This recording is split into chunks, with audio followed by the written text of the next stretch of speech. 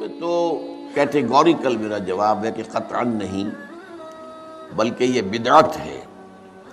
یعنی یہ بجائے آپ کو کوئی ثواب دلانے کے الٹا جو ہے آپ پر گرفت ہو جائے گی. ایسی کوئی چیز صحابہ سے ثابت نہیں ہے، اور ہمارا دین وہی ہے. ما انا علیہ واصحابی، رسول نے فرمایا جس چیز پر میرا عمل ہے اور میرے صحابہ کا ہے، دین تو اصل میں وہی ہے.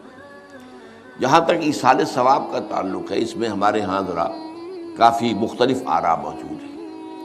مجھے اس رائے سے اتفاق ہے کہ مالی اگر کوئی عبادت ہے، اس کا ثواب آپ اپنے کسی فوت شدہ بزرگ کو منتقل کر سکتے ہیں. مطلب آپ نے کسی بیوہ کی کوئی مدد کی ہے، کسی یتیم کی کوئی مدد کی ہے، کسی دینی کام میں پیسہ لگایا ہے، کوئی صدقہ جاریہ شروع کیا ہے خدمت خلق کے لیے وغیرہ وغیرہ، تو اس کی تو جو ہے اس کے ثواب کو منتقل کیا جا سکتا ہے کہ اللہ اس کا ثواب میرے والد یا میری والدہ کے روح کو پہنچا دے. جسمانی نہیں.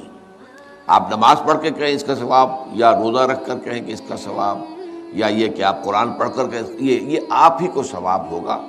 آپ خود پڑھیں گے آپ کو ثواب ہوگا. البتہ ایسے تمام افعال کے بعد جب آپ اللہ سے دعا کریں گے، یہ نہیں کہیں گے کہ میرے اس فعل کا ثواب منتقل کر دے، اے اللہ میرے والدین کی مغفرت فرما. تو یہ کوئی نیک کام کرنے کے بعد جو ہے اس دعا کی تاثیر جو ہے وہ بڑھ جاتی ہے. بس اس پہلو میں انڈائریکٹلی اس کا ایک تعلق بن جائے گا.